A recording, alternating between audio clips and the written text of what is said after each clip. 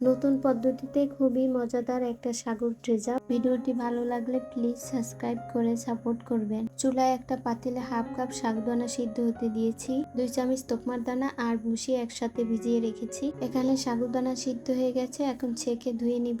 এখানে half KG দুধের ভিতরে 4 চামচের মতো গুঁড়া দুধ দিয়েছি আর হাফ কাপ কনডেন্স মিল্ক, স্বাদ মতো লবণ আর 1/4 কাপ চিনি দিয়েছি। দুধটা 10 মিনিটের মতো জাল করে নিয়েছি। একটু ঠান্ডা হওয়ার জন্য নরমাল ফ্রিজে 2 ঘন্টার মতো রেখেছি। এখন সিদ্ধ করা সাগুদানা দিয়ে দিলাম, ভিজিয়ে রাখা তোকমার দানা আর ভুসি দিয়ে দিব। এখন ভালো করে সাগুর সাথে মিশিয়ে নিলাম। এখন কয়েক ধরনের ফল কেটে রেখেছি, সেটা দিয়ে দিব।